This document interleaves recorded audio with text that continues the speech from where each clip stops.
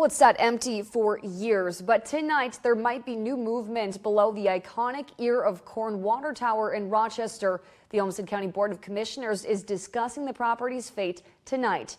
Now, the water tower was once a part of the Seneca Food canning plant built 100 years ago, way back in 1925. The factory then shut down in 2018, and Olmsted County stepped in to buy that land and, by extension, the water tower.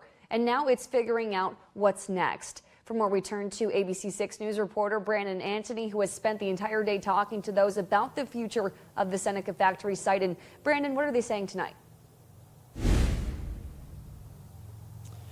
Maisie, the community is clearly invested in what will replace the former Seneca Valley or Seneca Foods company canning factory, with people hoping their voices will be considered when it comes to Rochester's most famous one of Rochester's most famous landmarks.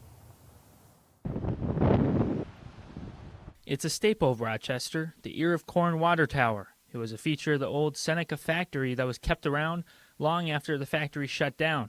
And now on Tuesday night, Olmsted County is getting ready to discuss what's next for the site, a discussion that's been going on for a while now. This is a very special piece of land, iconic landmark. The iconic tower was acquired by Olmsted County in 2019 after Seneca announced it was ending operations, and they began accepting offers for the property back in February. Now, ahead of the meeting on Tuesday, the community gave an idea of what they are looking for. I don't think they should be selling it to just some corporate developer who's going to make whatever commercial enterprise when we've got plenty of commercial spaces available in this town. I think instead it would be great for them to use this opportunity to help solve the housing problem by building a neighborhood. But the question isn't just about the land, but the corn tower itself. Olmsted County says they intend to preserve the landmark, but it is up to the new developer as to how.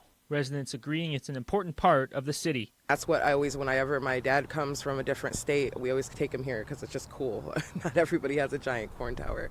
That's just how we know Rochester. That's just what we're known for. Other surrounding cities know us for that as well. And they're hoping their voices can be heard in whatever decision is made by the county. We as the citizens should be part of this process and maybe just wait until we can get this thing figured out.